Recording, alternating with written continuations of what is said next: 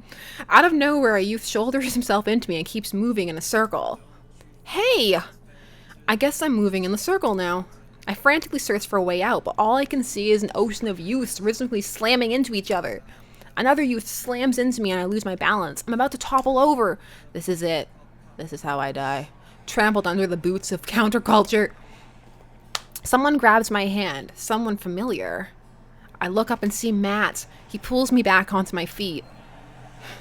You're wild, dude. Matt throws his arms around me and we jump back into the circle, bashing into youths left and right as Pup plays a killer solo. I didn't know you messed with the pit. Me neither. I can't believe this. I'm having fun. I'm a little mad that I didn't stretch before physical activity, but I'm having fun. The song ends and the pit finally dissipates. Everyone cheers on Pup. Maybe I only get enough pit energy for one song. Alright, man. Let's retreat. We'll show these kids how it's done another day. We work our way back to a more comfortable spot in the crowd and enjoy the rest of the show from a safe distance. Pup put on an amazing set and basically had to beg themselves off stage after their encore. You don't even understand. I'm so, palpitating. This is why I can't play really intense games, because I'm way too into it. I'm like, I'm feeling physical activity, and all I did was press the arrow keys really hard.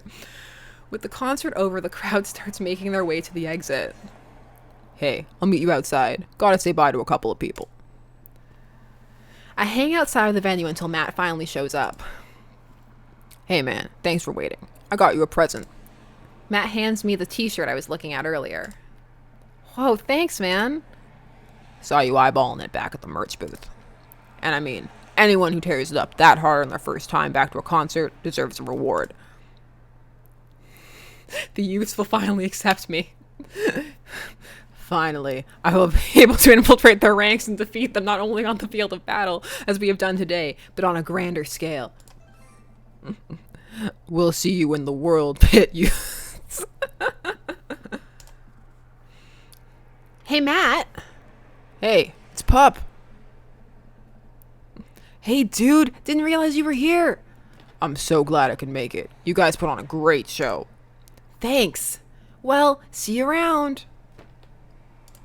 Wait, you know Pup? Oh yeah, met him a couple of times when they first started touring.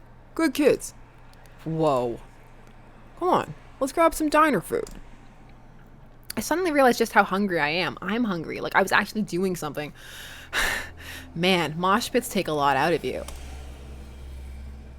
Matt and I walk to a tiny little diner with a cute neon sign. We tear into some bacon and eggs in the corner booth. So there I am, in the pit, trying to explain to the face tattoo guy that I didn't mean to elbow him in the face tattoo, but he's already seeing red. Not from the tattoo, which coincidentally was red. He's lumbering towards me, and there's nowhere to go. It's the end for me, right? Then out of nowhere, I get this idea. I just lean back and spread my arms, and just like that, I'm crowd surfing away from him in slow motion. You should have seen the look on his face. Bought him a beer afterwards, and we were cool. We still follow each other on social media. He has beautiful kids. Is he on DadBook? Glad you guys worked it out. Yeah, man. Just goes to show you that punk's not dead. It just drives a minivan and has to hire a babysitter. That's so true. There was a great documentary on Netflix a while back about punks, ex-hardcore punkers who are now dads. It was so good. So how did you get to see all of these amazing concerts? Oh, I used to tour in a band. We were small, but it got us to travel all around the States. Whoa. Yeah, I mean, we were poor. We had to scrape a lot together just to survive. But I wouldn't trade those experiences for anything. Also, do you like my fake man voice? I'm Mulan. That is just what is happening here. Oh my gosh, Callista, I agree. This chat. I wonder how many R-rated versions of these dates there are online. Should probably check it out. Just the fics and stuff. My goodness. This is a G-rated family space? Aw. But yeah, that's how I threw a bunch of those people at the show. That's how I knew. Oh, come on, get back into Matt. Oh, wow. Get back into Matt. Music like this builds an amazing community, especially in a town like this. Just a lot of positive energy and good vibes. I got that feeling. Plenty of friendly people, especially that Pablo kid. Oh man, everybody loves Pablo. His mom's been raising him on her own, and you can tell that it's been tough on both of them. I know he looks up to me, so I try to help him out whenever I can. That's really nice of you. Thanks. Us single parents just really have to look out for each other. How's Carmencita? She says she wants to learn the drums. Oh boy. It'll be loud, and I'll need to take a lot of aspirin, but I'll manage. Can't really blame her. I'm suddenly very grateful that all of my daughter's hobbies are super quiet. Photography, collaging, whatever it is she does on the internet. Thanks, Amanda. Trying to be supportive of Carmencita's rebellious phase, but I guess that kind of defeats the purpose of it, doesn't it? No, that's perfect, because if you're supportive of it, they really don't have anything to rebel against. So it's actually a really great path to take. I think it would be a good daddy-daughter activity to find something to rebel against together. Like what?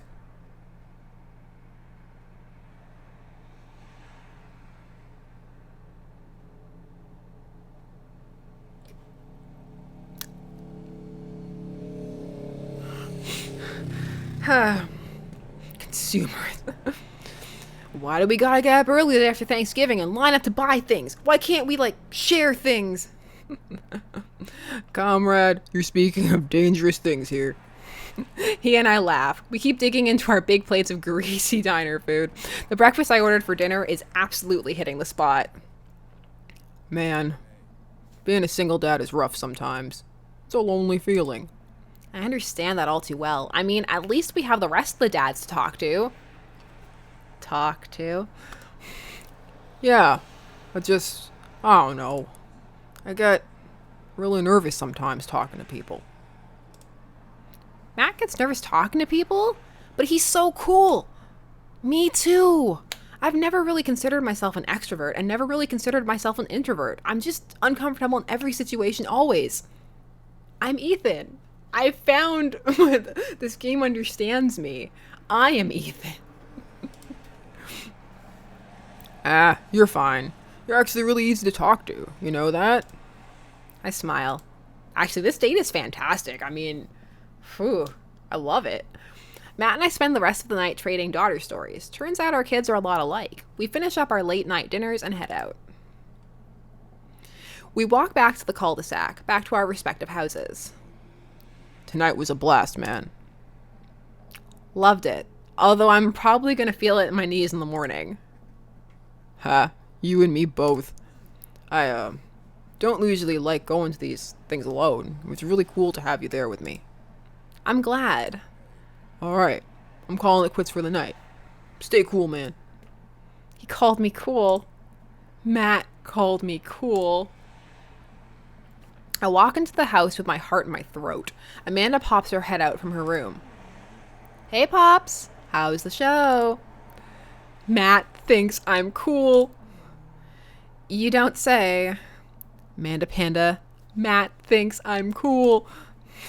Blind leading the blind, huh? Wow, I just got dunked on by my own child. Unbelievable. Hey, Amanda, remind me which one of us just tore it up in the pit at a punk show, and which one of us just spent 4 hours probably watching Tiny House Hunting Amish Triplets Extreme Edition. First of all, how dare you? That show is a classic. Second of all, you moshed in the pit? Who even are you? I am your extremely cool dad. All right, I'm hitting the hay pops. I'll see you in the pit. Night, kiddo. We had successful dates. Successful dates. Oh, come on. Give me the total. Give me all the totals. Oh, give me something I'm good at. Oh, yeah. A+. I need to get all the good grades. I need to Hermione Granger this game. Achievement. I feel validated. Saving. I hope this game doesn't have max save files, because I am known for maxing out all of the save files. While I'm doing my afternoon word jumbles, I hear the mail truck pull through the cul-de-sac. I wonder if we got any coupons today. The nice mail person slides a couple letters in a large yellow envelope through the slot. It takes a couple of tries for them to get it in. Hey, my coupons! I take a closer look at the large yellow envelope. Huh. I lightly knock on Amanda's door. She probably has headphones on. Amanda? She yells through the door. What? I have something for you. I'm kind of busy right now. Can you come back later? Okay, just thought you'd want this big old envelope we got from HIA. Immediately, Amanda pushes her door open. Horn Institute for the Arts? I mean, I'm sorry, I'm just laughing at the people who are like coupons. I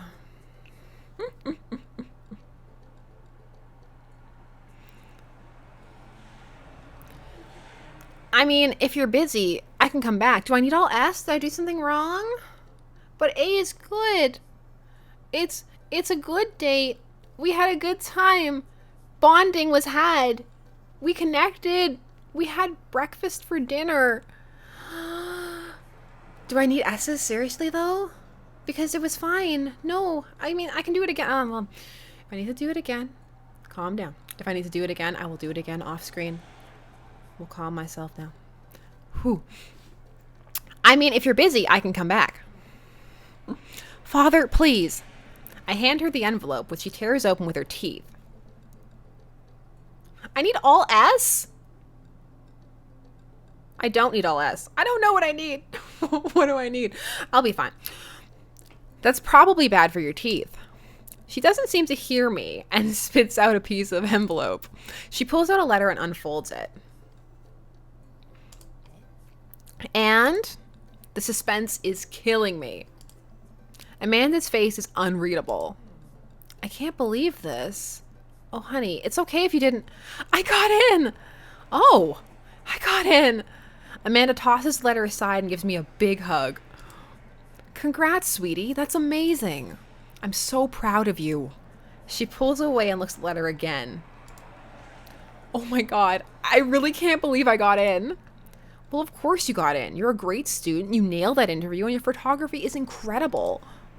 Wait, Dad, I know this one's really expensive and it's so far away.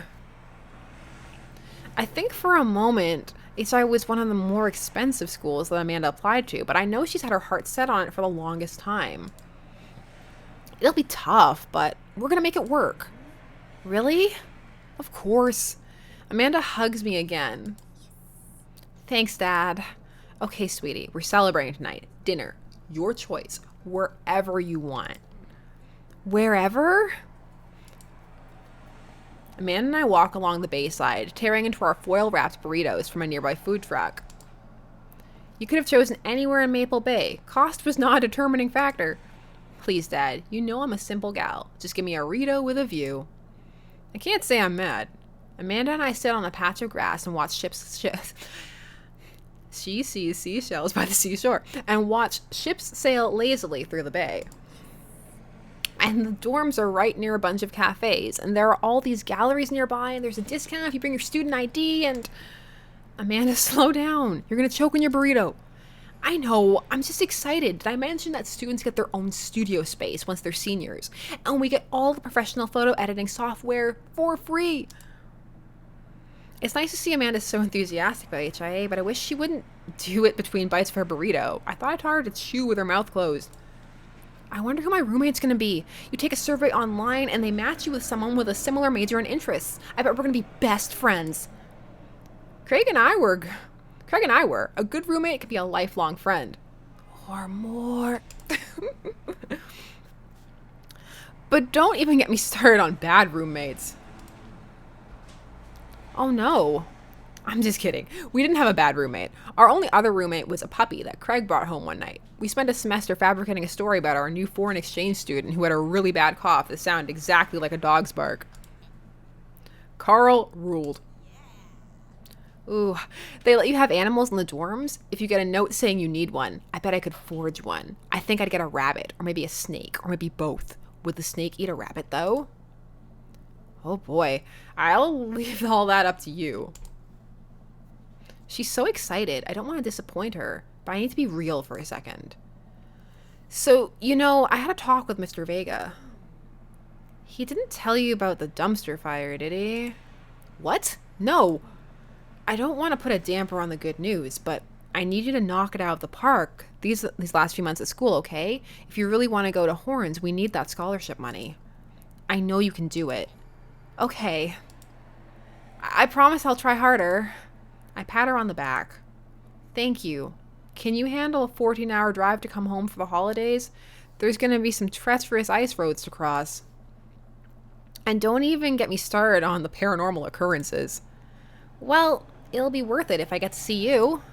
My eyes immediately well up with tears. Oh, Dad, don't cry. Sorry. I'm just very, very proud of you. You're all grown up now, and you're such a good person. And I hope you know how important you are to me. Dad, stop. You're gonna make me cry, too. It's too late, honey. It's happening. Dad, I can't get tears in my burrito. It's gonna make it taste sad. I pull Amanda in for a hug and kiss her on the forehead. Love you, kiddo. Love you too, Pops.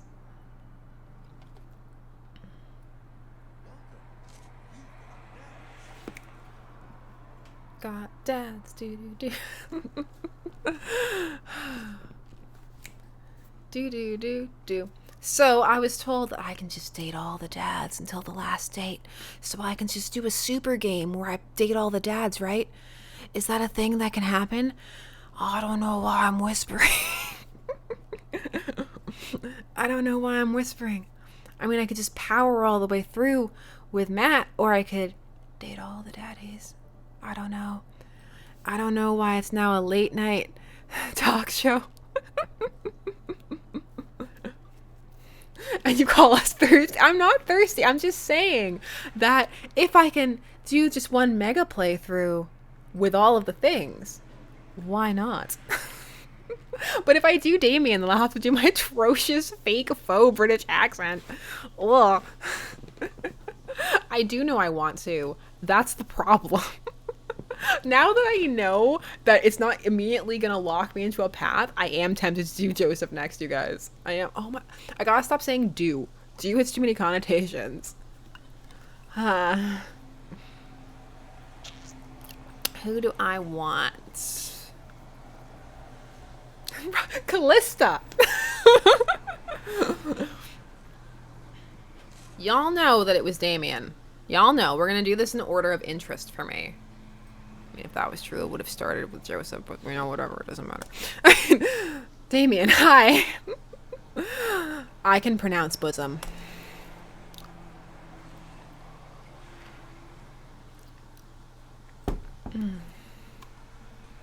Damien seemed really interesting. Yeah, he did. A little odd, but interesting. I think I should hang out with him to get to know him a little better. I navigate to Damien's DadBook page and type out a message. Hey dude, you seem cool. We should hang out sometime.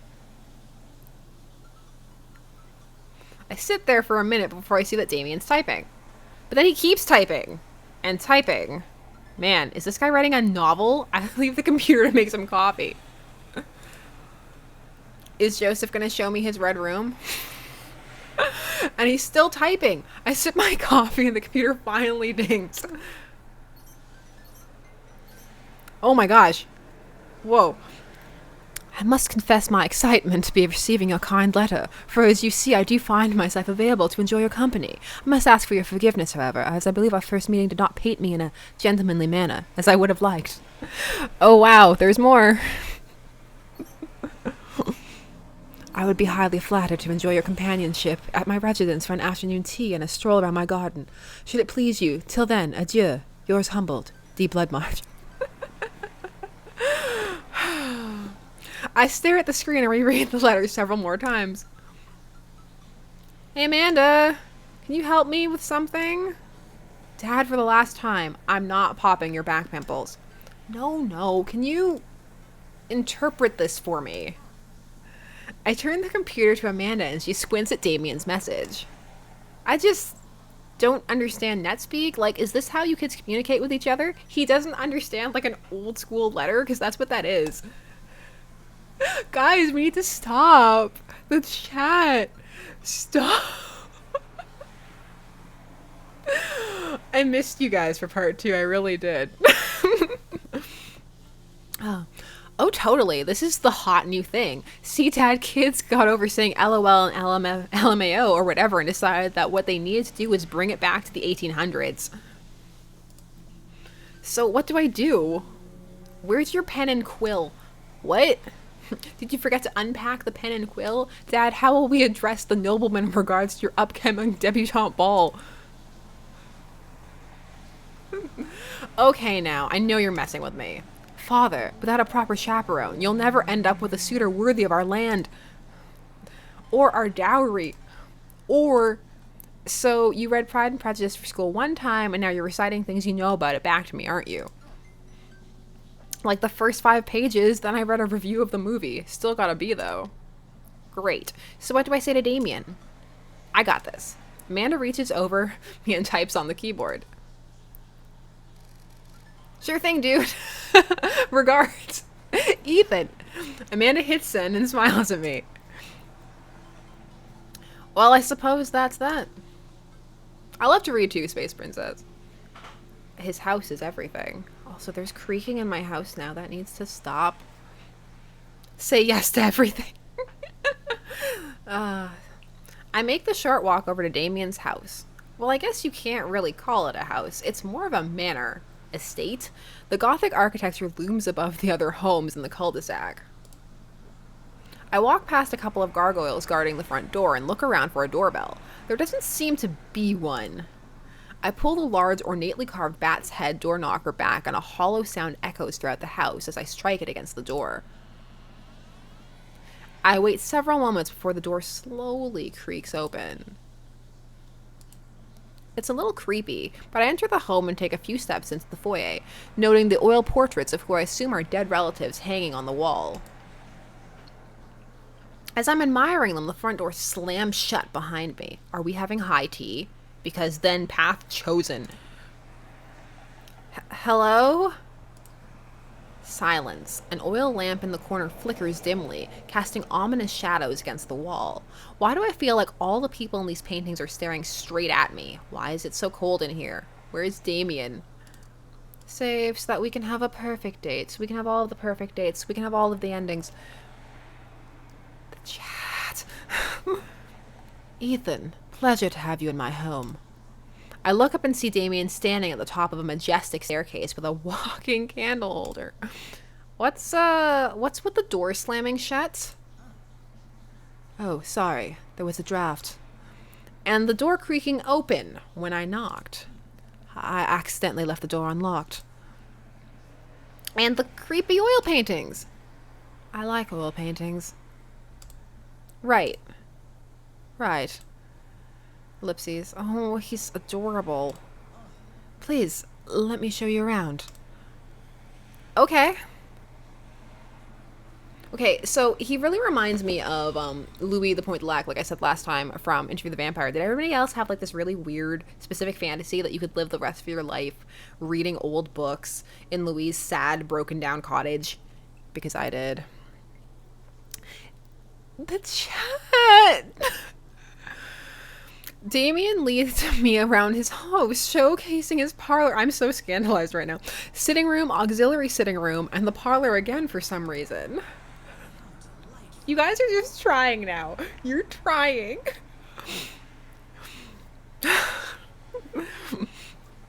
This is one of the older homes in the block. Yes, but nowhere near as old as the architecture might suggest. Now I've lost his voice because I'm so scandalized. I'll get it back. It's okay. Through extensive renovations, I have been able to craft a residence that is both historically accurate to the Victorian period and equipped with the amenities of any modern dwelling. We walk past a door covered in bumper stickers, caution tape, and a black parade poster. Did they listen to My Chemical Romance in the Victorian era? That's my son's room. You know how the rebellious teenage years are. Onward, onward, there's more to see. We reach a door at the end of the hall that Damien opens with flourish. And this is the library. Am I Belle from Beauty and the Beast now? This is yours. Sunlight streams in from a floor-to-ceiling arched from floor to ceiling arts windows. Nice. The walls are lined with packed bookshelves, and even more books are scattered over the period appropriate furniture. Damien is clearly really proud of this room. It's gorgeous.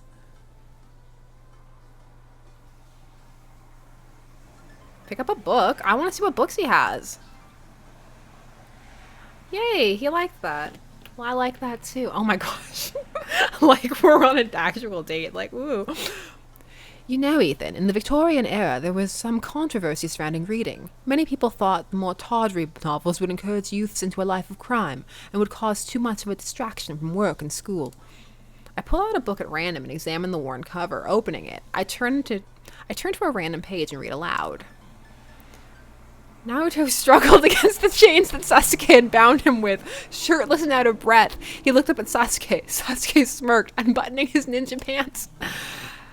Okay, I think that's enough. We found his dirty fanfic collection. He's into Sasunaru, you guys. Damien snaps, but he prints fanfiction. He prints his fanfiction and keeps it in his library. Well, I mean, I think that's everything. Oh. Damien snaps the book shut and puts it back onto the shelf. That's a rare book from my private collection. How big is your private collection? Because I'm really interested. I want to look at the butterflies. I walk up to the glass display of pinned bugs on the wall. It's pretty impressive. Nice bugs. I pinned them all myself. Maybe I could show you how sometime. I'm concerned I would stick the pin right through my finger. The pin is gambit. Is that a thing? No. Look at the window. It's arched. How can I not look at it? This room is everything. If I was, like, ridiculously wealthy, I would totally have a book room. With a book nook? Yes. All of you in the chat, stop. I walk to the window and am greeted by a beautiful view of Damien's backyard. It showcases a beautiful view of the rest of the cul-de-sac. Hey, I can see Craig on his lawn. He's doing push-ups with his daughters on his back. Aw, my husband does that. Damn. He sees me and waves happily, doing push-ups with one hand now. Damn. I don't think I said that hard enough. Damn. Did you know that Victorians spent at least 20 hours a week gazing longingly out of full-length windows? Wait, really? No, but Victorians did appreciate telling a good joke. Please, will you join me for tea? I follow Damien to his sitting room, where finger foods have already been set out upon a beautiful tiered silver tray. I take a seat on one of the high-backed chairs as Damien pours and serves me some tea. I can't believe we're having a high tea. Have any of you had high tea, by the way? High tea is so fun. I love it. It's way too posh, like, for anything, but having mini sandwiches and cake, please, anytime. I never thought I'd get to do this. Damien smiles to himself. What? It's a common misconception that high tea refers to the wealth or class of the people enjoying it, when in fact the high refers to both the later time of the day that the working class had to enjoy tea, and the height of the tables on which they're served. Although I have to say, at this point in time, it is an expense thing. Like, going and doing high tea, oh my goodness, it's so expensive. Sit on him. Oh my gosh. I can't. This is too steamy. The chat is steamier than the game. Oh, my dear friend, we're currently enjoying afternoon tea. That's informative. Damien takes a seat next to me and serves me a tiny sandwich. Kevin, the chat is so thirsty. I can't even. The chat is too thirsty. They want all the daddies. I'm sure they can get all the daddies. We can all get all the daddies, Kevin. What, a daddy orgy? Get out of here. A dorgy? Shoo, get out of here with your dad puns. Oh. I like your cape. Your home is really impressive. Your home is really impressive. Oh, he really liked that. It seems like you've really put a lot of work into this place. Thank you. No one's ever complimented my home before. Really? That's so sad. His home is beautiful. Hell, I can barely get matching salt and pepper shakers in my place, and look what you've done. I'm kind of jealous. That's very generous of you to say. What got you so interested in goth stuff? My husband is an enabler. You're an enabler.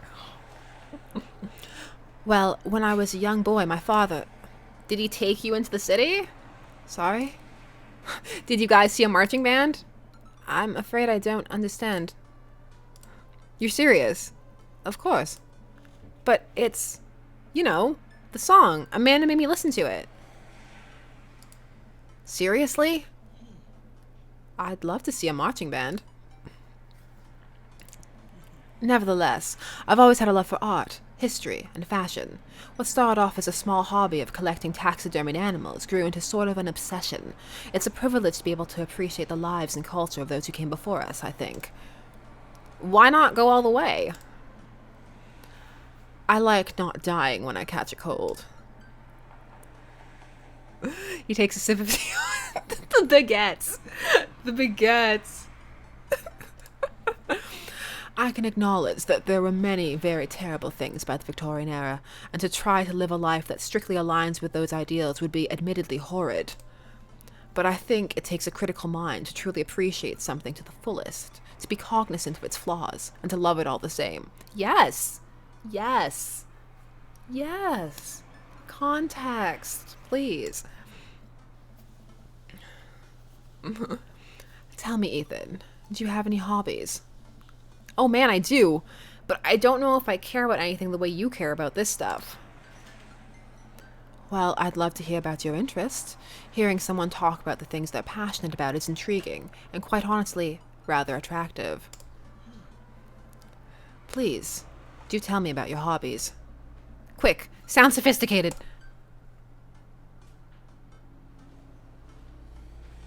I like watching soap making videos on the internet because I secretly have a fight club.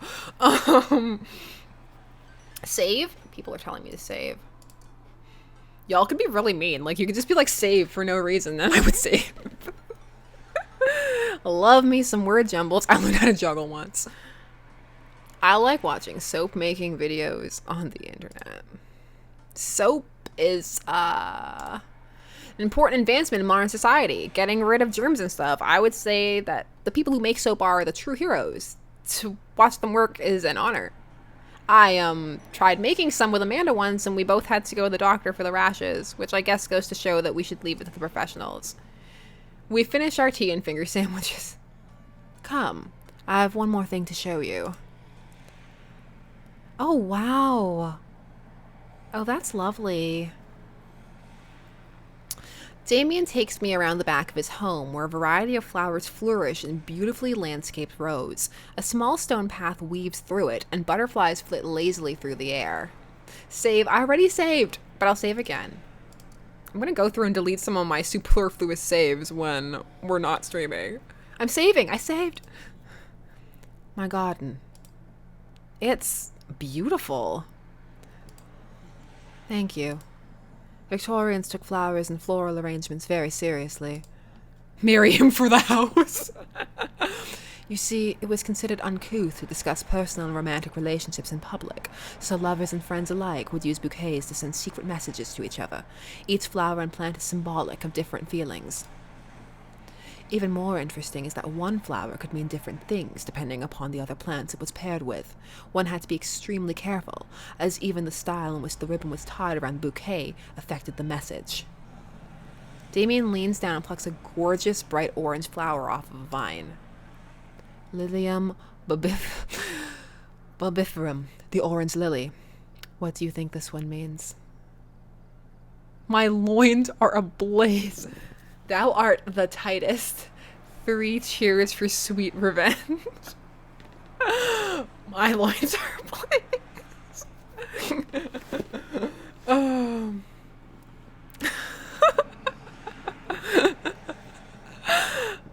Thou art the tightest. 3 cheers for sweet revenge. The orange lily is actually symbolic of pure hatred. I actually know a little bit about flowers, so it's like Persona 5. Well, and that's precisely why floral arrangement is so challenging. What's your favorite type of flower? I actually really like snapdragons, so I do, like, genuinely. Because they're cute, and you can do that thing where you squeeze them so it looks like they're talking. What a lovely choice. I'll have to remember that when I put together a bouquet for you. Well, thank you. I wish I was really going to receive this bouquet because this is amazing. Oh my gosh, Luna. Kill Matt. Get the coffee shop as a stable business, then marry Craig. He would put together a bouquet for me? Nobody's ever given me a bouquet before. I follow Damien down the footpath and admire more of his beautiful flowers.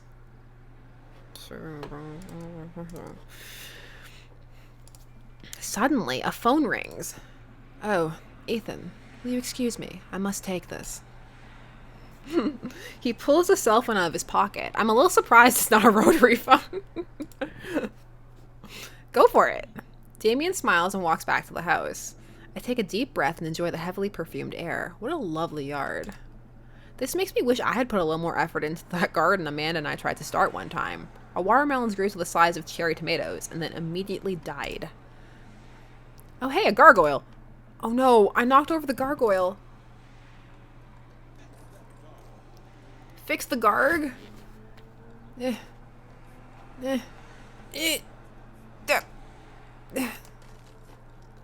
What? No, I'm incompetent at stuff like this. You don't even understand. No, that doesn't go there. This. Torso. Going like that? What? No. No one needs to know how incompetent I am at stuff like this. Why? This actually happened to me once. You don't even understand. Oh my god, this actually happened to me once.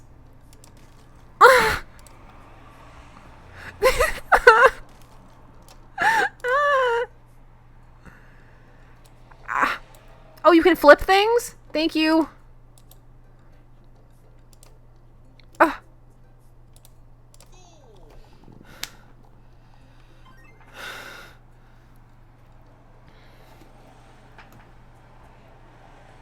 Okay, I must now tell you the story about how I was once working on a project at a friend's, not a friend's house, just a classmate's house, and they had a dog statue, and I touched it, and it crumbled in front of me, and, like, nobody saw it, and I cried, and I went in and confessed everything, and then I found out that she had said that she did it, but I was such, like, a broken mess that I had to say that oh, no, that's a memory I did not need to relive. Ooh, that was a close one. Uh-oh, here comes Damien. He looks upset. He's not as upset as me. Oh my gosh. I feel like I just smeared my lipstick all over my face because I'm just like, oh my god, the drama. This game is giving me lots of real feelings. Ethan, my sincerest apologies to have kept you waiting. There's an urgent matter that I must attend to, so I'm afraid I must take my leave. No problem, dude. Everything all right? Damien worries the hem of his coat with his fingers and looks away.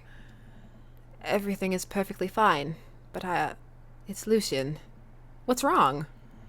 He appears to have, well, his teacher needs me to come to the school post-haste. Do you need help? Oh, no. You don't have to. Let me come with you. Us dads gotta stick together. You're right. This is one of Lucian's more elaborate stunts. I would greatly treasure having another parent by my side. Let's go. Hey, Hugo. Damien and I walk into the school and are immediately greeted by an anxious-looking Hugo. Hey, Damien, you're here in record time. I wouldn't miss it for the world, dear friend. Wow, whatever it is, it doesn't seem like this is Hugo and Damien's first time to the my kids are in trouble rodeo. What is it this time? Damien, you have to see to believe. Damien and I fall into step behind Hugo, who leads us through the busy corridors of the school. We pass by several classes in session, and I vaguely wonder if Amanda's around. Hugo eventually ushers us into a small boiler room with a flight of rickety stairs leading down into darkness. Watch your step. I can hear faint voices drifting up from the basement, and they don't sound happy. As I'm led into the depths of the school, I recall the antics I got into as an angsty middle schooler. At least I had enough sense to stay out of creepy basements. Oh no! Why you gotta be the trouble squad? Why you gotta be like that? We find another teacher in a boiler room tucked away in the back of the basement. With him are Lucien and Ernest, Hugo's son. Lucien has a bloody nose. Thanks for coming. I can't make heads or tails of this. I look around the scene of the crime and see a bunch of bricks and some masonry tools scattered around. What happened here? Ernest punched me. Lucien tried to kill me. What? The room falls silent.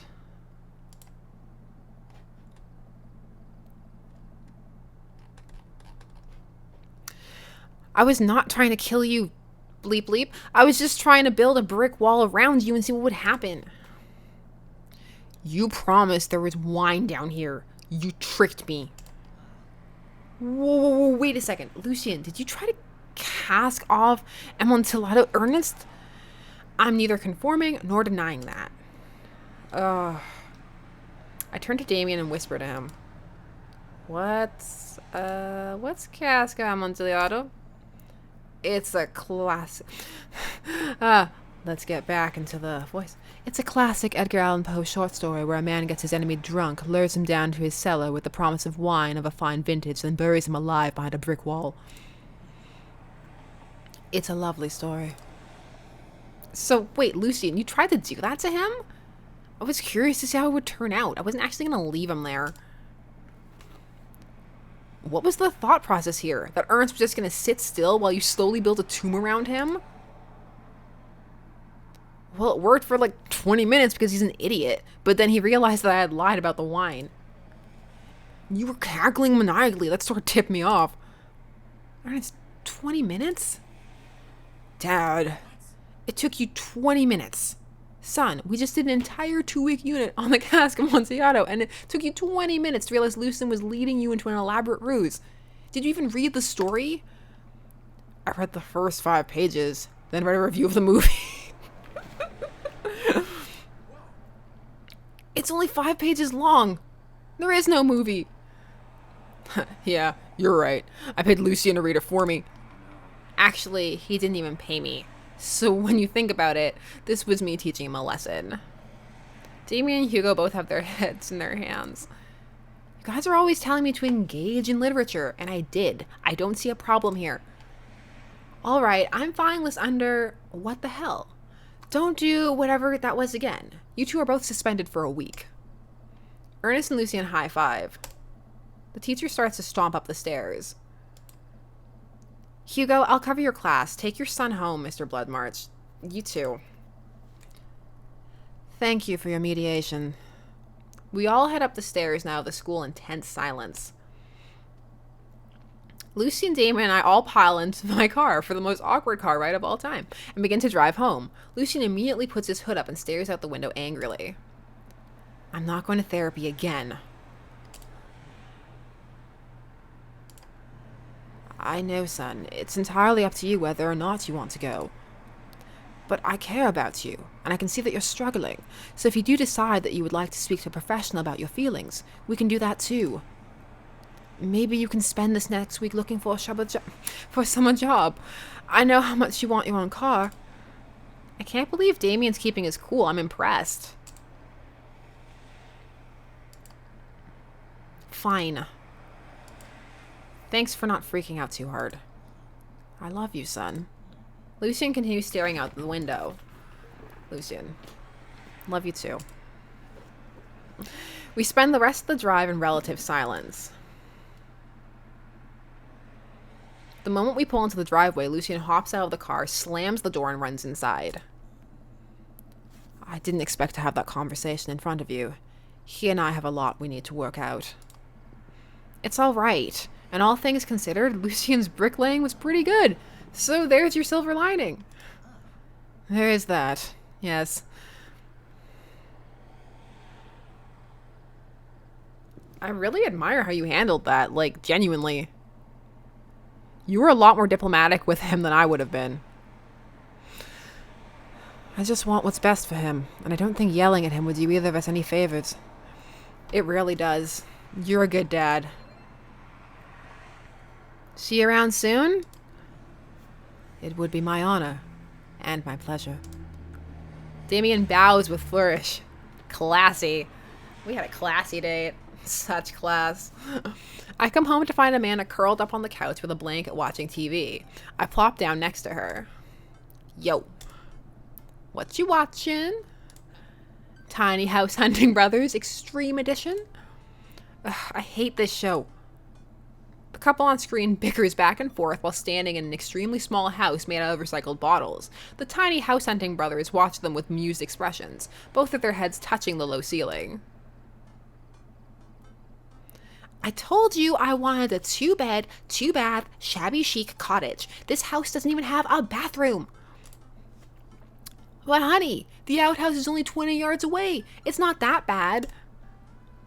I am not pooping outside, Greg. Why don't they just get a regular-sized house? Well, it's nice to be told you're a good parent, guys. It's nice. It's a good feeling. I don't know. How'd afternoon tea go? It got strange. We had to go to the school to pick up Lucian since he lured Ernest down to the cellar with a promise of a fine vintage and then tried to brick him into the wall, right? How did you know that? Has everyone read the story except me? Sadly, Ethan, yes. Yes, they have. Oh, may.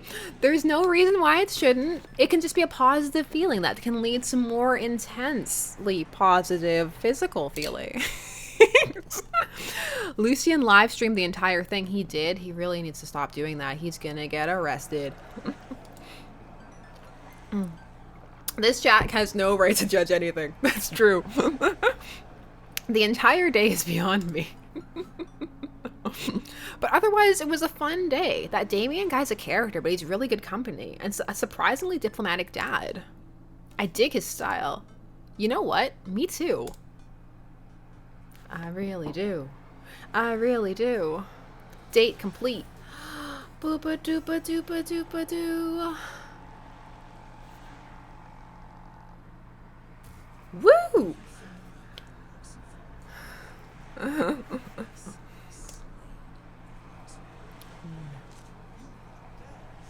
Oh, it's late, but should we date one more, Dad? Should we date one more, Dad? I don't know. It's late and I'm hungry. I'm hungry.